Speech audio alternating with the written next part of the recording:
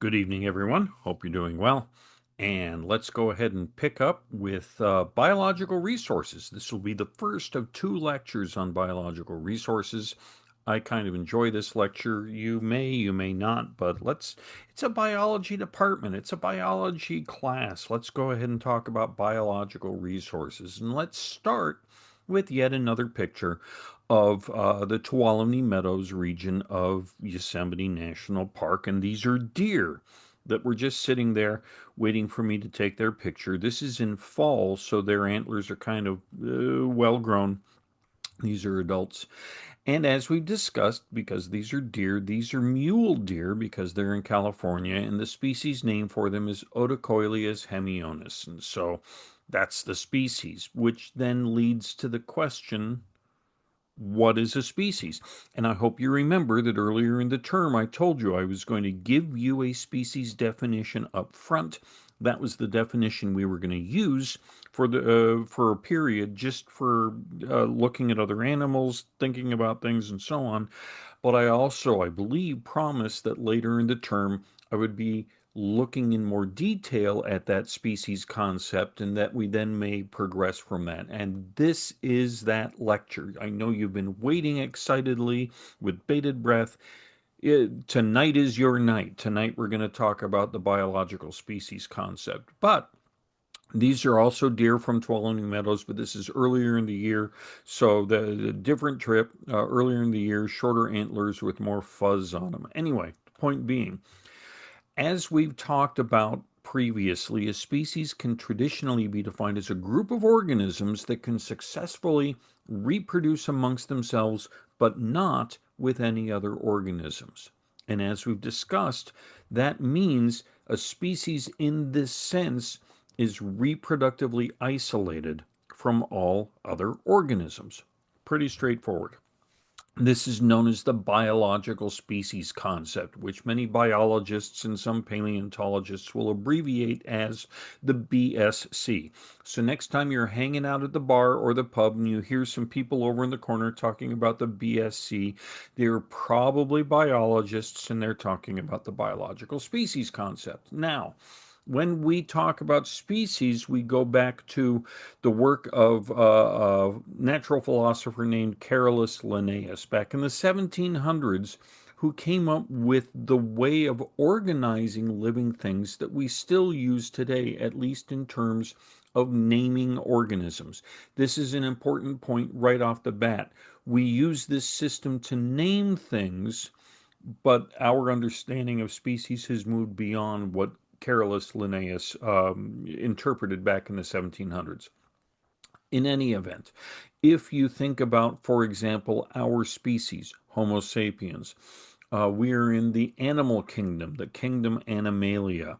We're in the phylum Chordata, which means we have a chordate at some point in our development, and in our case, we also have a spinal cord, a backbone. We're in the class Mammalia, we're mammals. We're in the order Primates, we're primates. We are in the family Hominidae, and we share that family with things like Lucy and the Australopithecines, with the Paranthropines, and with other members of our own genus. Our genus is Homo, which we share with Homo erectus, Homo habilis, Homo neanderthalensis, and so on. And then our species is Homo sapiens. And actually, there are some who would put us in our own subspecies as Homo sapiens sapiens. The thing to keep in mind, I'm not going to test you on this, but I want you to remember that the genus and species names are italicized, and that the species name used when you're writing officially. If you want to text your friends differently, you go right ahead. But if I'm writing a paper or giving a presentation, it has to be a binomial. Both words have to be in there. I can't just say sapiens, I have to say Homo sapiens. All right? So, this is where humans would fall in the taxonomy or the naming scheme that was developed in the 1700s by Carolus Linnaeus. And it was designed to apply to all organisms. That was his intent, was to figure out what was going on by assigning names to everything. So, if we randomly pick a different animal, let's say horses. This would be the Linnaean taxonomy or naming for horses, where now they're in the order Perissodactyla. I'm not going to test you on this, but I want you to see how Linnaeus's way of organizing things can be applied to multiple groups. The order Perissodactyla, the family Equidae, the genus Equus, the species Equus caballus, which again is a trinomial, and the living subspecies today would be Equus caballus caballus. I throw that in because if you were to look at things like the Przewalski's horse, the horses running around Mongolia today, there are some who would call them Equus caballus cheval or Przewalskii, something like that. Um, and so that's why you sometimes have those subspecies designations. All right. So pretty straightforward. Once you know what a species is, by using the biological species concept, this is how you name a species.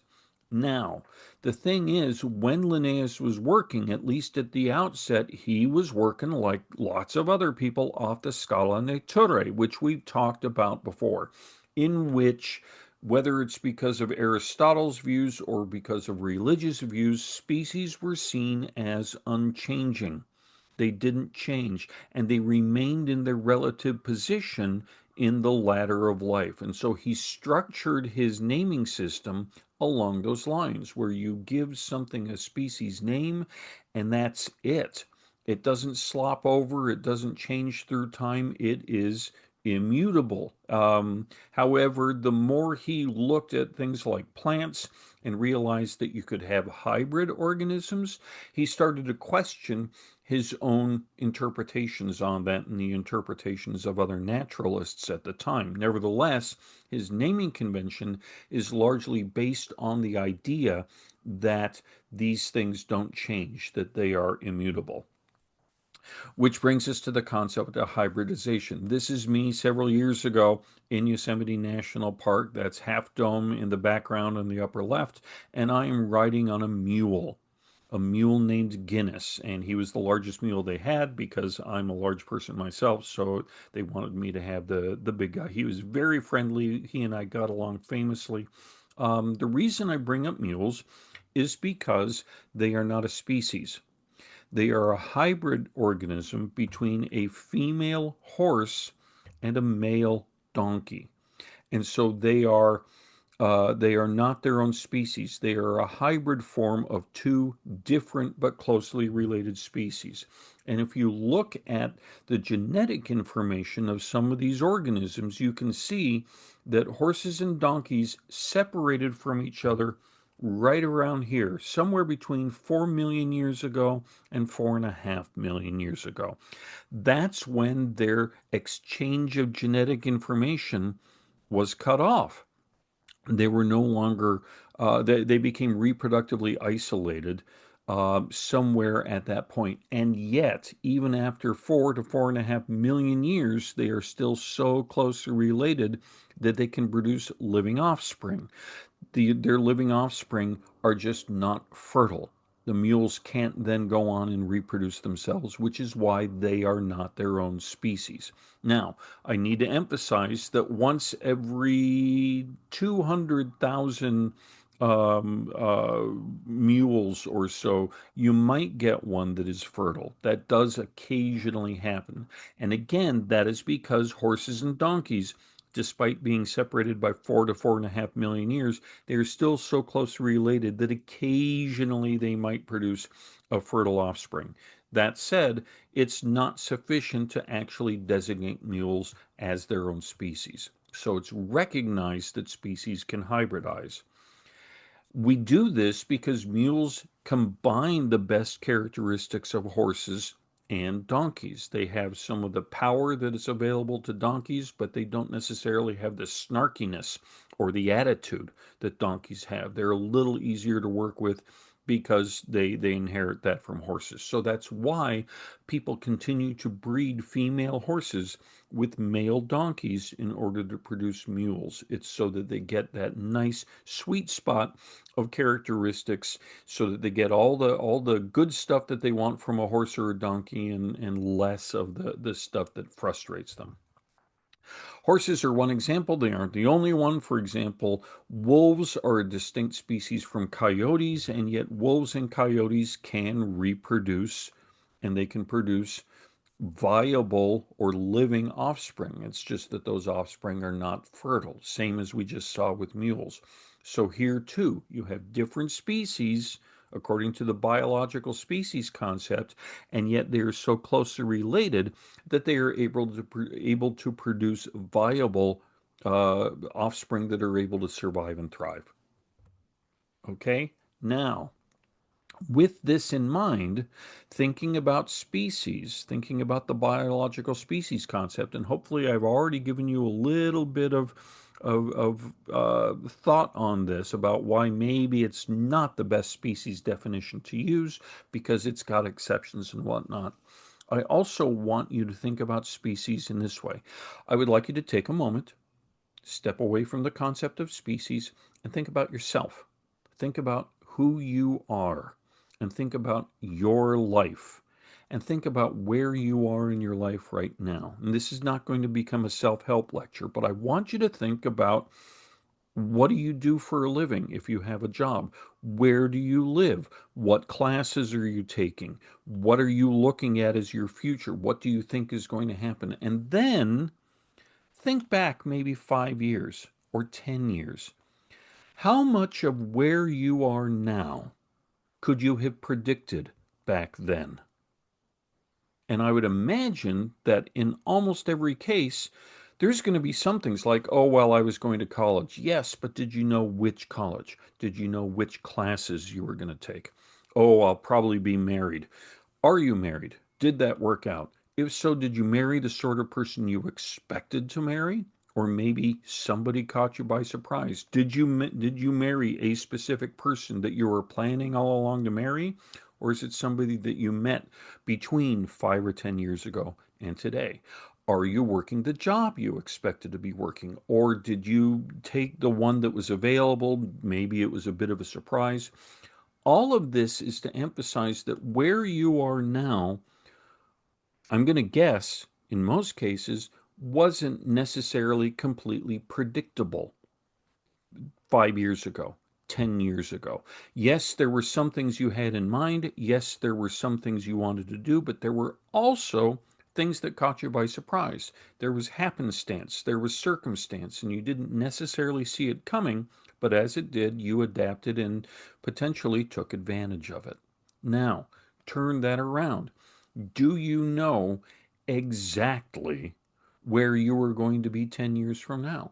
What job you will have, who you will be with, where you will be living, how much money you'll be making, all of those things. Do you know factually exactly what you'll be doing 10 years from now? Again, I would be willing to wager that no, you don't know that at all. You have some ideas, you know where you'd like to live, you know what kind of job you'd like to have, you know who you'd like to be with, and in some cases, how many kids you might want to have. But there's no guarantee of any of that. Things are still very much in flux. You can't predict what's going to be happening 5 years out, 10 years out. Okay? That's also the way things work with species. We don't necessarily know whether or not there is species developing now. For example, I think we've shown you this before, where imagine that this is the entire geographic extent of a species. This is its whole geography, right? And as we've discussed previously, imagine that a population gets separated, it gets geographically isolated from the parent species. And it gets so much of that the gene flow that would normally be between the two is cut off. And we talked about this before and mentioned that this is how you can form new species, right? Pretty straightforward stuff, even despite the crappy graphics.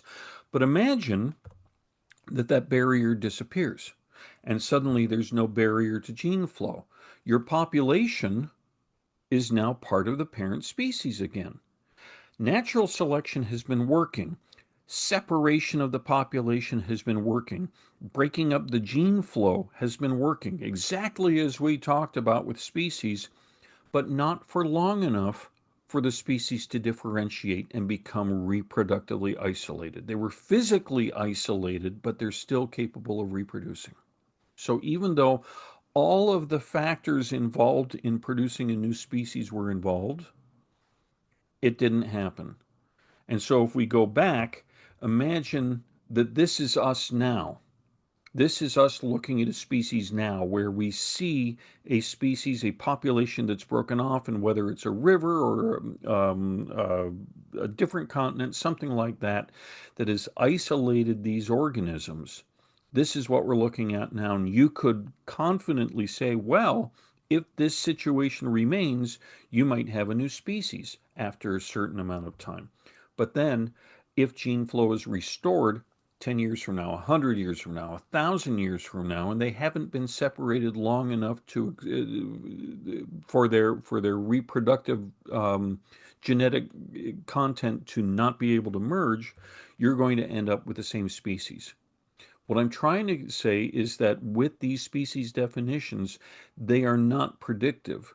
How they work is predictive, but I couldn't point to any organism on the planet today and say, in 1,000 years, in 5,000 years, in 10,000 years, that's going to be a new species. It doesn't work that way. It does work in hindsight, the way you can look at your past and you can see all the choices you made to bring you to where you are today. But you can't then extrapolate to the future with any reliability. And so the point of all this is to say that species, as we understand them, are best defined by looking at what has happened in the past, by looking at the different groups of organisms and seeing how they're related and how they're different. But we're looking at the end product of past phenomena.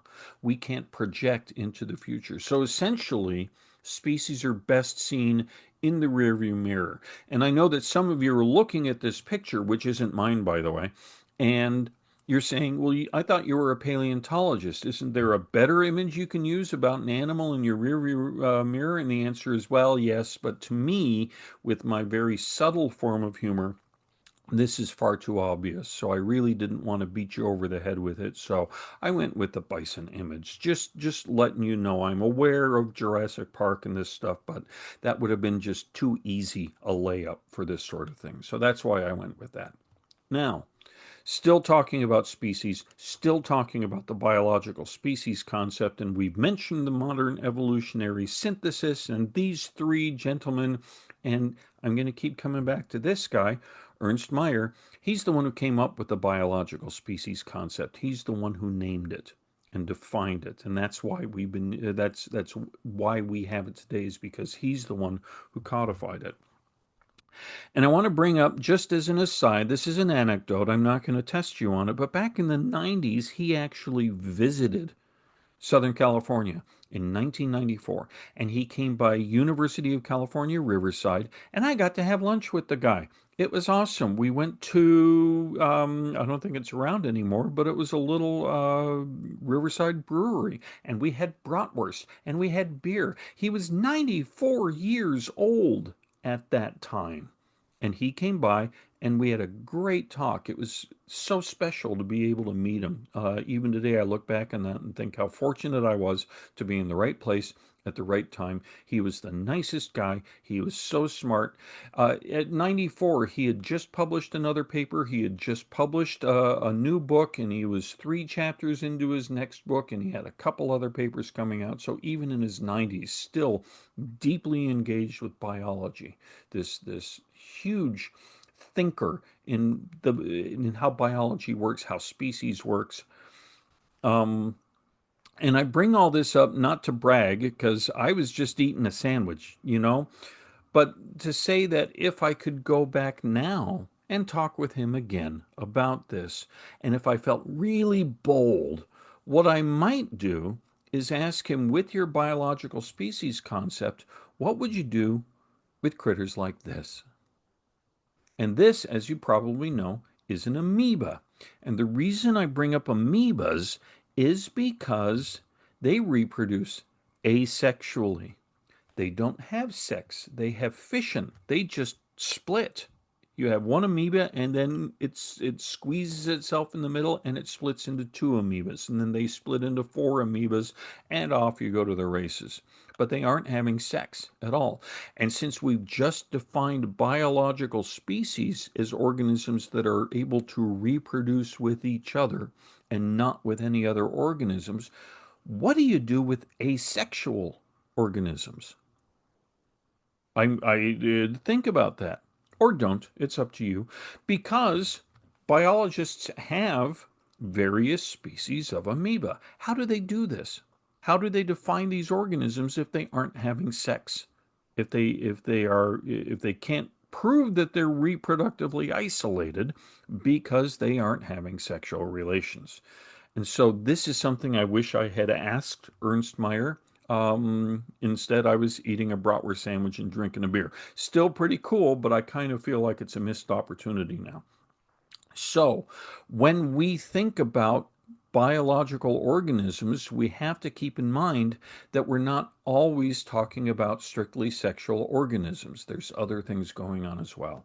And it's not just in terms of living organisms. These are two fossil horse skulls, both dating to the ice ages, and they both look very similar. And so it might occur to a paleontologist who studies horses, what if these are the same species? How do you determine whether they're the same species?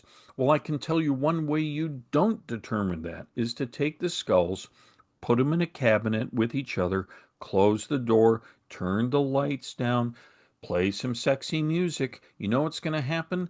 Nothing. You are not going to open that cabinet the next morning and find a whole bunch of little baby fossil horse skulls in there. They can't reproduce. They're long dead. They've been dead for over 11,000 years in these cases. The one on top is 13,700 years old. And I'll show you why I know that in a minute. But um, so they don't reproduce. So, how do you determine whether they are species? How do you do that if they don't reproduce? And so, the reason I bring all this up with asexual species or with fossil species is that the biological species concept does not always work effectively for fossils or for asexual organisms, which means for those groups, be it fossils or asexual organisms, you need to come up with a different species definition to work with them. So, still going with these things, these are animals that are known as zebras, right? You knew they were zebras, and if you look at them, I'm going somewhere with this. If you look at them, you probably also notice that, yeah, they've got those stripes. Yeah, they're pretty distinctive, but they also look an awful lot like horses, right? They've got the same kind of head, same kind of ears, same kind of legs, same kind of hooves. They're very horse-like, okay? But you can tell them apart at a glance because they've got those black and white stripes. You with me so far? Good deal. Now, let me revisit an old friend. Remember this guy? This is the quagga. And we talked about the quagga, and the front end looks pretty zebra-like, and the back end looks kind of not zebra-like. So, if you had to name this thing, would you call it a species or would you not? And remember, they're no longer with us, so you can't reproduce them. Okay? So, at the time they were first discovered and described by naturalists, they were interpreted to be one of four basic kinds of zebras. And there are some books out there that will tell you there's dozens of different kinds of species and subspecies of zebras. We're not getting into that. In terms of the basics, you had quaggas, you had the plains zebras, which remain among the most common animals in Africa today. You had mountain zebras, and you had the largest of the living zebras, you had Grevy zebras. And the reason that I'm showing you pictures of three zebras and only a painting or a woodcut of the quagga is because quaggas disappeared in the late 1800s. They went extinct. All right? Now, don't write that down. Don't write down that quaggas went extinct. We are going to come back to that, and I am going to test you on it. So be very careful. All right? Now, This is a picture of a quagga in the London Zoo. So here's an actual photograph of what a quagga looked like in black and white. And you can see again, it's got all the stripes up towards the front, it's got no stripes towards the back, and so pretty consistent. How did they know, since Ernst Mayr hadn't come up with the biological species concept yet? That came in the early 1900s, the 20th century. How in the late 1800s did they know this was a species? Well, they did something different. They used what's known as the morphological species concept. Morphology is another word for anatomy, which essentially means they based it on what the animal looked like. Morphology is the study of the form and or structure of things. And so the morphological species concept is based on appearances. And since quaggas look different from all the other zebras and from horses and from donkeys, it was given its own species name. All right. Now, this is what the quagga looked like in the London Zoo. This is a woodcut, and this is what it looked like. This is done in 1824, and I want you to notice all the French writing down at the bottom because this quagga was not recorded in South Africa, which is where quaggas lived. This was recorded in Versailles, in the menagerie in Versailles, which was the purview of King Louis and Marie Antoinette and others. And you probably remember what happened to them. Okay. There was the French Revolution where they all lost their heads. And the reason I bring that up is because the quaggas were saved by this guy, Jean Baptiste Lamarck, who we have talked about. He was one of the early evolutionary philosophers. He's the one who came up with the idea of the inheritance of acquired characters that was later dismissed, as we've discussed, but still, he's the one who came up with that. He's also the one who rescued the quaggas and all of the other animals that were at Versailles and moved them to what was called the royal garden, the Jardin du Roi. Okay, now, as you can imagine in the French Revolution, if something is royal, it needs to have its head cut off, or it needs to be torn down, or it needs to be burned down. And so that's when the Jardin du Roi was renamed the Jardin des Plantes. And that's what it's called today, the plant garden. And so you can see that this is an old representation of what it used to look like in Lamarck's time. And this is where the quaggas and a lot of the other menagerie animals from Versailles ended up. And you can visit the Jardin des Plantes today in Paris, France, and there's this statue of Lamarck there, and there's the Evolution Museum there in the distance, which you can go visit. And if you visit Paris, France, not Paris, California, but Paris, France, and you see the Jardin, and you go visit that evolutionary museum in the background, do you know what you will find inside? You will find taxidermied quaggas.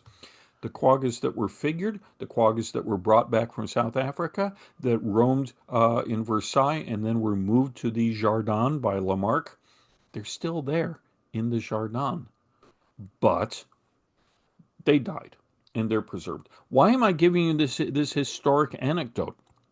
It's because quaggas went extinct, but we still have their bodies available to us today, which means we can sample their bodies for genetic information today.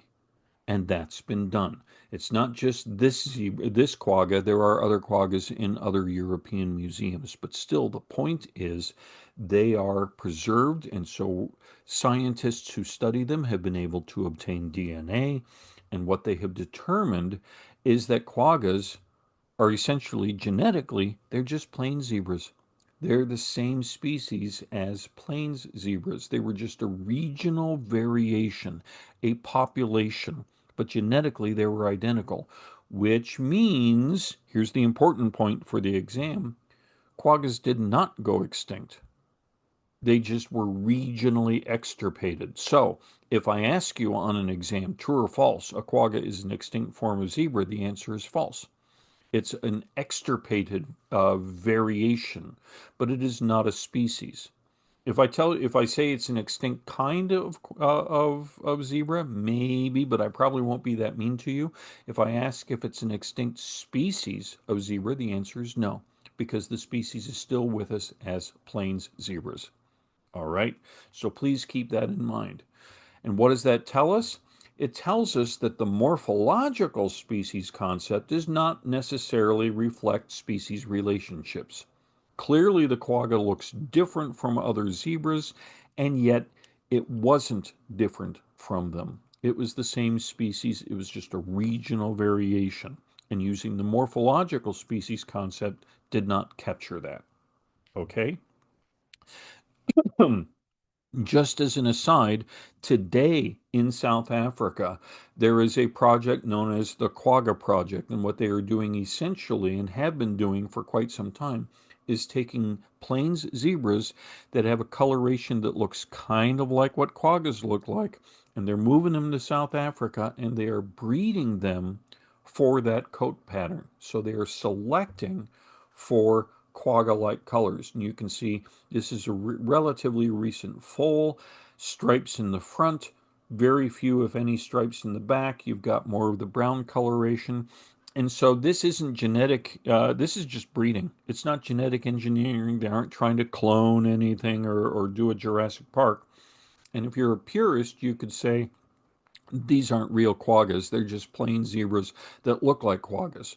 To which the Quagga Project folks would respond, and I would agree, well, since quaggas are plains zebras, what you had with a quagga was a plain zebra that looked like a quagga. What you have today here in South Africa, thanks to this project, is plain zebras that look kind of like quaggas. You have the same thing. It's not cool and trendy and Jurassic Park like, but it is still bringing an animal very much like a quagga back to the environment where they once lived and thrived.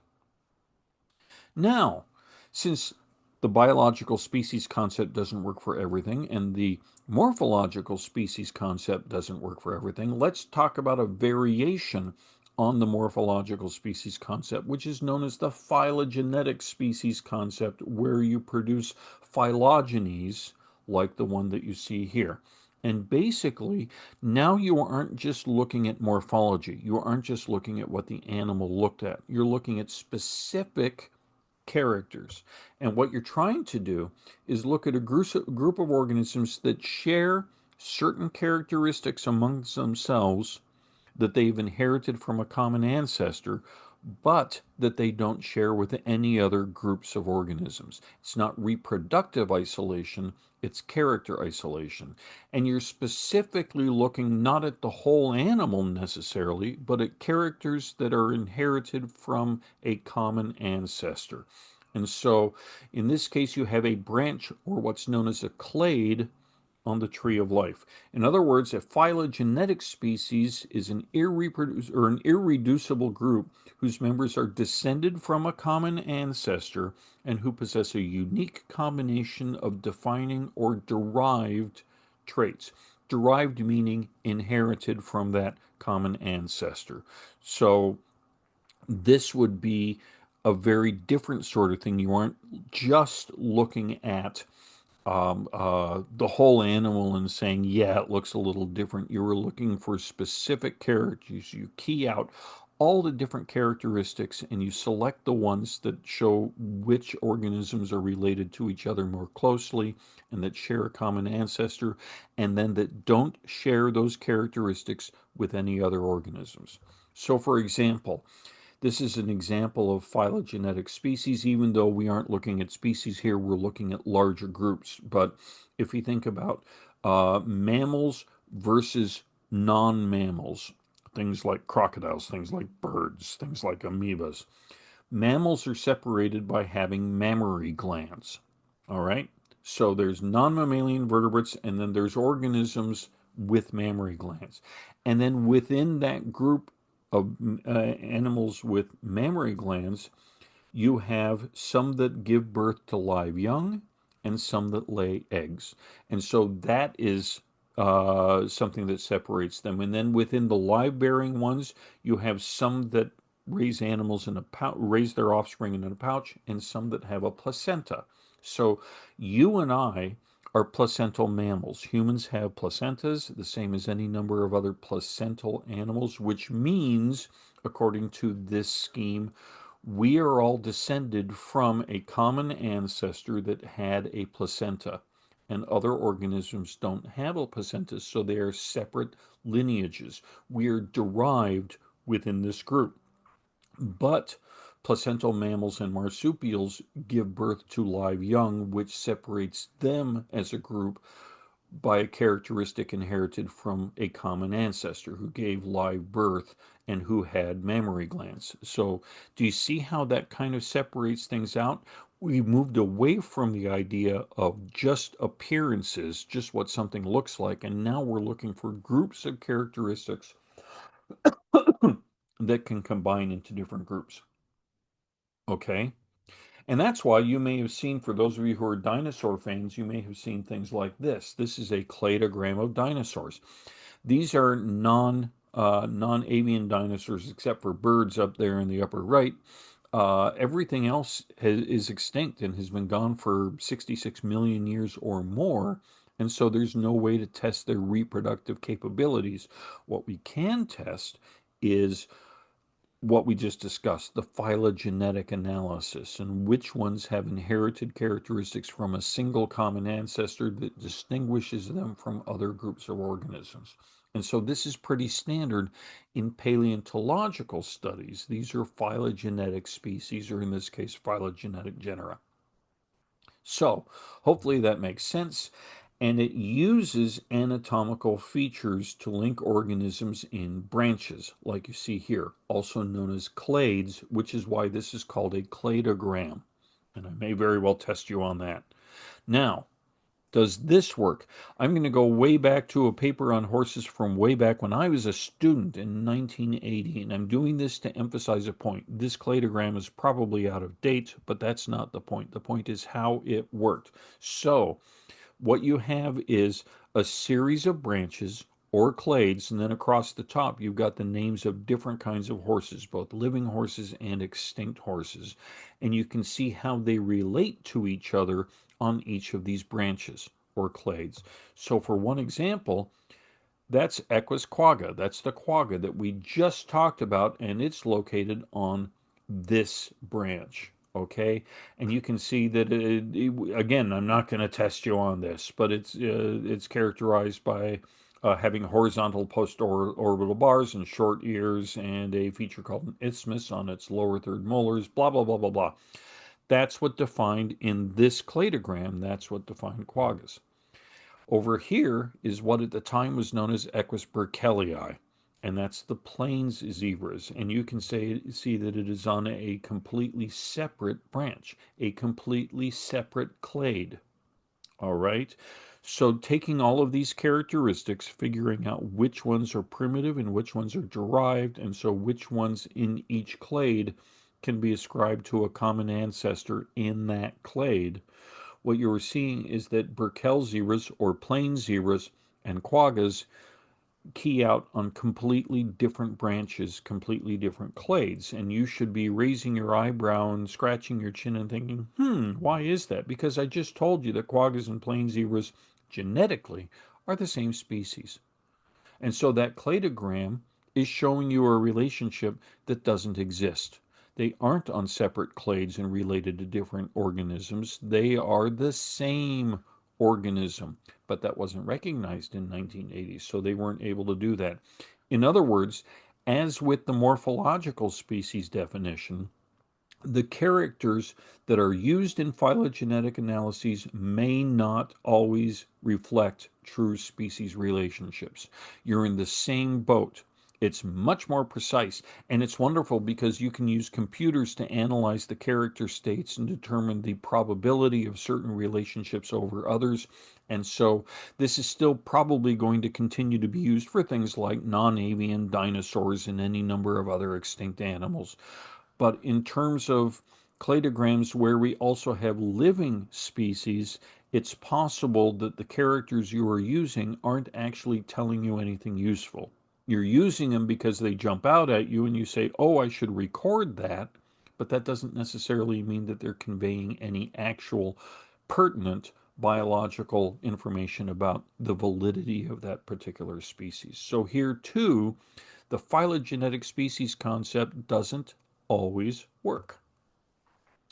And in the case of both the morphological species concept and the phylogenetic species concept, both of them were resolved using a different way of doing things called the genetic species concept, which is where you're actually looking at the genetic material of these organisms to determine whether or not they're related to each other, which brings us back to our horses here. That horse at the top is from a cave in Nevada, just outside of Las Vegas. It's 13,700 years old. And I know that, oh, excuse me, I'm getting ahead of the game. I know that because it's been carbon dated. Now, I was looking at that skull and the lower one as part of a study that I'd been doing of Ice Age horses in North America. This is work that I've done based on earlier work where I came up with about 11 different species of horses in North America during the ice ages, based on whether or not they're small or large, whether they have primitive or derived cheek teeth, like we just discussed, whether they have long skinny legs or short fat legs, and whether they have enamel cups in their lower incisor teeth. And I'm not going to test you on this. Please don't worry about it. I'm just showing you this is how I used the morphological species concept with a little bit of the phylogenetic species concept thrown in to come up with 11 different kinds of horse living in North America during various parts of the ice ages. And the horses, pretty much most of the horses I just showed you, would fall in this branch here. And you can see how it compares to these organisms there. There's your living horse, there's your zebra, your Grevy zebra, your quaggas, and then some stilt-legged ass-like animals living in Asia called Keong, as well as asses or donkeys here. And so you can see that based on this analysis, at least from 2017, a lot of those horses I just showed you turn out to be a separate group. Okay? Now, this is a skull that my colleague Christina and I found. Christina Lutz, who's currently at the Kansas Museum of Natural History in Lawrence, Kansas. We found this in the collections at the LA County Museum right here in Los Angeles. And if you're looking at that and thinking, is that a modern or a fossil horse? It's the one I showed you earlier. But this threw people. For decades, it was actually in the modern collection at the LA County Museum, and somebody had even written this in pencil on the top, burro or wild ass. But when I sampled it, that's actually me back when I had a lot less gray, sampling the bone. That's how we got bone that we could use for dating. That's how I know it's 13,700 years old. But we also were able to get DNA out of it. And so, working with a guy named Pete Heinzman and a scientist up in UC Santa Cruz named Beth Shapiro, we actually ran a phylogenetic analysis. So, I just showed you the horses that I was looking at in North America. And let's combine them with all of the living horses. The skull I just showed you that looked like a burro or a wild ass, it plots here. According to its DNA, and I can't argue with people because I'm the guy who sampled the DNA, it's separated out from all of those other horses. The New World horses, zebras, true horses, donkeys, it's separated out from all of them about 5 million years ago. Even though it looks like last week's lunch, even though it looks like a modern burro or a modern wild ass, genetically it is a completely separate lineage and has been for 5 million years. Without the genetic information, you would never have recognized this species. You would have lumped it in with something else or interpreted it to be a modern specimen. And so the morphological species concept wouldn't work, the biological species concept wouldn't work, the phylogenetic species concept wouldn't work. You needed the genetic species concept. You needed to actually obtain DNA from this specimen in order to make this determination. Now, there are some paleontologists out there who don't agree with me, and they're just wrong. But this is a paper that came out in 2019 that said, no, sorry, you're mistaken. We're looking at the anatomy of these things. They went back to the morphological and phylogenetic species concepts to dismiss this. But I don't accept that because genetics are the basis. There's your genetic code, and then there's how it's represented in your living body. And the same is true for other organisms. If you remember our evolution lecture, we talked about how all living organisms are related and share a common ancestry going back to the beginning of life on Earth. We know this through genetic studies by analyzing the genetic material of the available organisms that have been discovered out there and comparing them with our own, with that of horses, and so forth. And that's how we know that we are related to other things, but it also shows the power of the genetic species concept in determining these relationships that you can't get at with just reproduction and you can't get at with just anatomy and morphology. Okay? So, the genetic species concept is an amazingly powerful tool for determining whether something is a species or not. And so I look at this phylogeny and I'm convinced of it. Now, I was actually one of the co authors on this 2017 paper, so I'd better be convinced of it. But that's why I'm happy to be associated with it because you've got the genomic data preserved and it really does clearly indicate that there's something going on that the morphology is not capturing. And that is something I think that biologists, paleontologists, any a number of people need to be aware of is just because you see something that looks a certain way doesn't mean that the underlying genetics aren't sending a different signal. Just because you have a physical representation doesn't mean that it's reflecting the inner reality. And that's true for fossils, that's true for other organisms, that's true for people. And it's an important point to remember.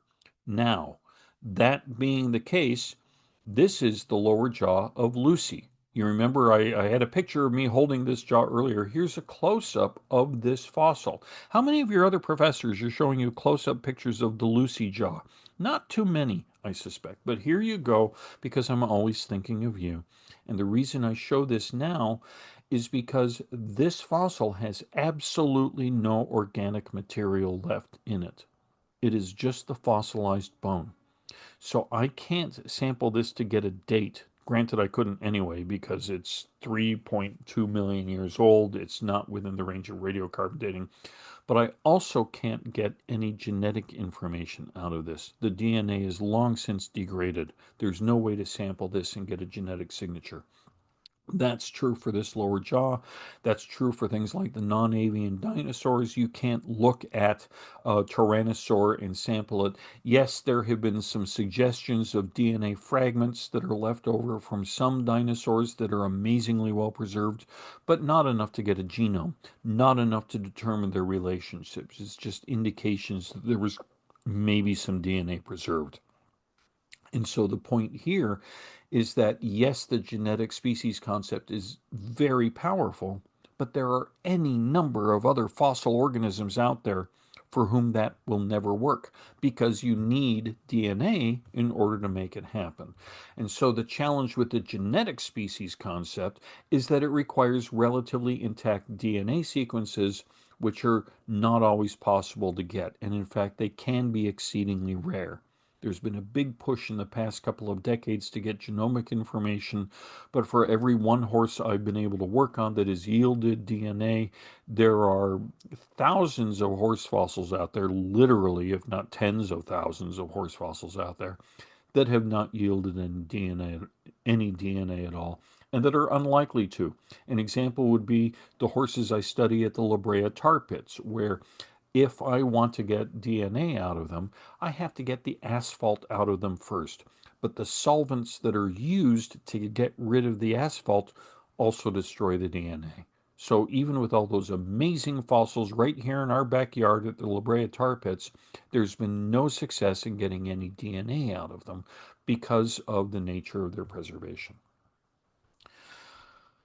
Which probably, I hope, has you wondering, okay, then what is a species? And that's a very good question. And the answer is a species is a construct to try and explain what we're looking at. Different scientists use different species concepts. And this is from a 2016 paper. And look at all the different species concepts that are out there. I am not going to test you on these, but I'm going to note that some of the ones that we've talked about are in here. phylogenetic species concepts. There's two of them there: morphological species concept, the genetic species concept, the biological species concept. All of these are different ways of looking at species. I've been tempted to come up with a different throw in a few more species here, but it's not, this isn't a biology class where we talk about species. It's me conveying the point that all of these are approximations of the reality. All of these are different ways that different kinds of scientists try to grapple with the diversity of life and put names on it. And depending on what you're looking at, whether it's living or extinct, whether it has DNA, whether it doesn't, whether it's complete or whether it's partial, whether it can reproduce or whether it can't, all of these have different strengths and different weaknesses. Not one of them works for every organism out there, which means different scientists talking about different species might not be talking about species in the same way. They are talking about their own constraints, their own way of boxing a group of organisms into a specific definition.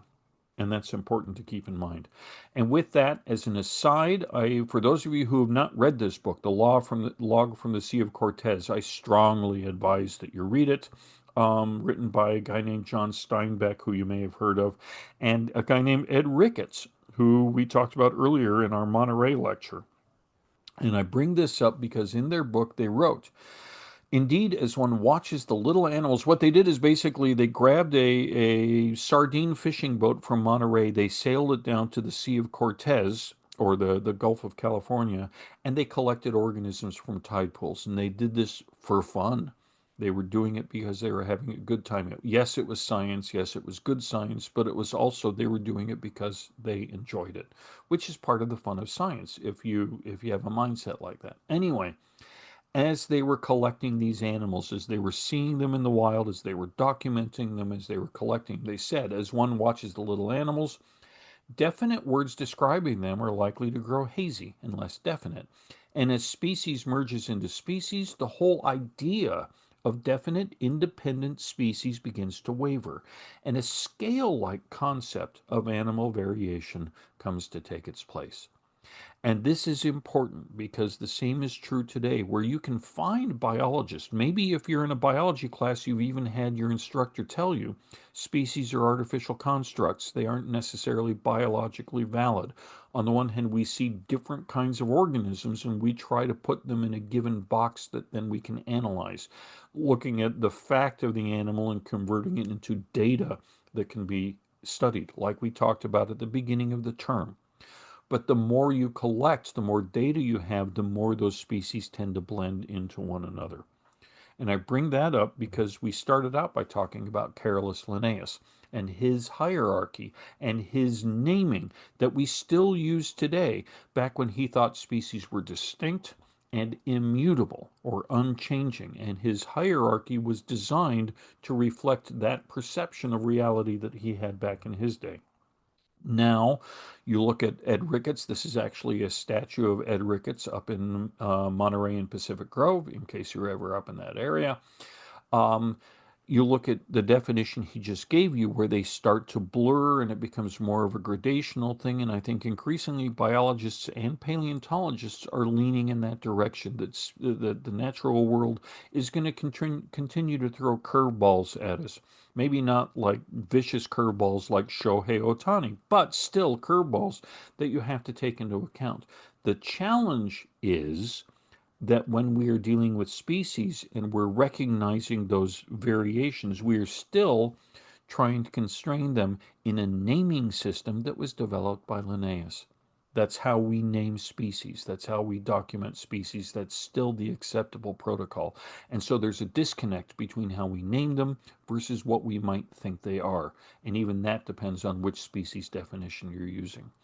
All of this is to convey that species are complicated. I don't want you coming away from this and hearing somebody say, oh, I named a new species or this or that or the other thing. Yeah, that's cool, but how did they define it? What did they do to define it and what does it mean? And be aware of that. Be aware that when a scientist says this is a species, it's not that it's not a group of organisms, it's that there is some complexity to it. The natural world continues to defy us putting it in a reliable box that everybody can agree on. So that's a species discussion, and I'm going to test you on a lot of that. But now I'm going to throw some more stuff at you, which I'm definitely going to test you on. How many species are there on the planet today? And the estimates through the years have ranged from millions to tens of millions or even more. For example, back in 2011, there was a paper published that said there's an estimated 8.7 million species on Earth. And back in 2011, I was teaching. So I was thrilled to be able to throw this at my students and tell them how I was putting them first and I was getting cutting edge stuff for them and I showed them the paper and so on. So imagine my surprise when a couple of years later, 2013, a different paper estimates that there are 5 million species, but with an error factor of plus or minus 3 million. That is an enormous error factor. Okay, now I may ask you about this 2013 study on the test, and I want you to be thinking because I probably won't say true or false, say 2013 paper estimated that there were 5 million species plus or minus 3 million. What I will probably say is something like a 2013 study estimated between 2 million and 8 million species on planet Earth. And when I say between 2 million and 8 million, that is the same thing as saying 5 million with an error factor of plus or minus 3 million. Okay, so read the questions for context, be aware of what I'm looking for, and remember how this was determined. So I've gone over this with students ever since 2013. So imagine how thrilled I am when in 2017 another study proposes anywhere from 1.4 billion species to 5.75 billion species, billion with a B. And it differed from those earlier studies because it was including parasite richness as well as bacteria, which the earlier studies had not. Okay. The point of all this is to say that scientists still today, now, are trying to get a handle on how many species there are and were on planet Earth. This is basic on the living species today. It doesn't even include the fossil species. Okay? So keep that in mind. Be aware of all of this. It's probably that third bullet point that I'm going to test you on, but be aware of all of it and be aware that we're still learning how many species are out there today. Now, what I will also test you on, almost certainly, is that there are 1.7 million named species on the planet. All right, that's not all species out there, it's just the ones that have been giving scientific names using the Linnaean hierarchy that we talked about earlier, where you have a genus name and a species name, and it always appears in a binomial. Okay, 1.7 million, which means if you can find a way to get paid for naming species, that's job security. You can be doing that for the rest of your days. Why do we care? Who cares how many species are out there? Well, for a variety of reasons. Number one, we are part of the natural world. As we've discussed, we are tied into the natural world. All the energy you get comes from other organisms. When you think about foodstuffs, we had our agriculture lecture. We talked about where our food comes from, but it's all other organisms. If you're eating it, it either is another organism or it came from another organism. We've said that before. The exception is salt. We aren't talking about that now.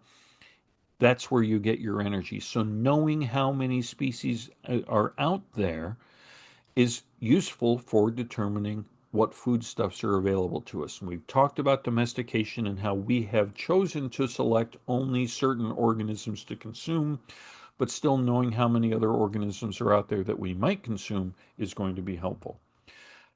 Also important is other organisms are where we get a whole lot of our medicines for fighting disease. We get it from various plants, and knowing which plants can produce which chemicals that can be useful in producing medicines is essential. In fact, there are still biologists today working in the rainforests in Africa and in South America who essentially are going from tree to tree and river to river looking to see if they can find new organisms that might be useful for producing new medicines to help people. And so, knowing how many species are out there, how they're related to each other, how some newly discovered species might be related to existing species that have produced substances that are useful for our health, that's really important. And that's why it's important to know how many species are out there. We also are concerned, as I've mentioned repeatedly, about not just the animals, but the biological behaviors that they have with other organisms, how they relate one to the next, how they interact with one another, and how those processes can be used to be beneficial to humans as well. How they can be biological resources, not just in terms of the animal, but in terms of its behavior and its interrelationships with other organisms. So that's important as well. There's also just the peace and serenity that can be afforded to us by some of these organisms, by the beauty that they convey, and it's that's not nearly as hard and fast science as some of the others, but it's I think it's no less important. The beauty that we can derive from nature all around us, and knowing how many species are out there and how they are related, is a part of that understanding of their beauty. Now, with that in mind, the study of how many species are out there is known as biodiversity, how much life is out there. And this is a subset of biology that any number of scientists are involved with today. And when we measure biodiversity, we do it in a couple of different ways. We talk about species diversity, which is the number of different species within communities or ecosystems. Yes, you will be tested on that. And there's also genetic diversity, which is the variety of different versions of the same genes within a species. And this is important because the more versions of genes within a species you have, the healthier that species is likely to be. Okay? So, once again, here's our geographic extent of a species. I've used this amazingly complicated graphic before. Here's a population getting separated. And let's say that the population remains separated from the parent species for a substantial period of time, so that there is no exchange of genetic information. And as a consequence, they're different groups breeding separately. And so, as there are random mutations, there is recombination, there is genetic drift, and so on between the parent species and the population, you start to see differences appearing in the population. Now, as we discussed earlier in this lecture, what happens if that barrier goes away and gene flow is restored? As we discussed earlier, if gene flow is still capable between the species and the population, then it's no longer a population. It's part of the same species. But for a while, it had its own genetic differentiation. Its genes went off in a different direction. It did different things. It's still capable of reproducing, but now those different versions of those same genes can be transmitted throughout the rest of the species. And the more that happens with different genes, the healthier that species is as a consequence. Now, species diversity can be divided into a couple of different ways to consider it. Number one is species richness, which is the total number of species in a community. And then there's species evenness, which is the relative abundance of individuals within each species in a community. So if you were to go to Yellowstone, for example, that's where that picture of the bison down at the bottom came from. That's from Yellowstone National Park. And if you were to go there, you would see that bison are very common. Pronghorn are less common. Bears are extremely uncommon. Wolves are extremely uncommon. That is relative abundance of species within that community, within that ecosystem. So if you imagine you've got a field, you've got a meadow, and you put some cows out there, and you put some horses out there, and you put some sheep out there, if you put 30 horses and 30 cows and 30 sheep out there, they are going to consume the grass in that meadow in a certain manner. If you put 90 cows out there and 6 horses and 4 sheep, they're going to process things differently because bison and sheep and horses graze differently. The relative abundance, the species evenness, or in that case, a lack of evenness, is going to affect how that community grows, how it survives. It's the relative abundance of organisms. This is something I study in Ice Age studies, where I try to reconstruct in ancient ecosystems how many bison did we have, how many horses did we have, how many camels did we have, how many mammoths and mastodons, looking for that relative abundance and how that might affect how that community, that ancient community, survived and how it lived and died. All right. I hope that makes sense. Yes, I will test you on these terms: species diversity, species richness, species evenness, and also genetic diversity. All right. Next time, we are going to talk about the other side of biological resources, not living things, but things that have died. And so, with that, I will leave you for this evening. Once again, as always, if you have any questions, please feel free to reach out. Let me know. I'm happy to do my best to try to answer them. Other than that, we will talk to you later. Have a good evening, and we'll get back together on Thursday.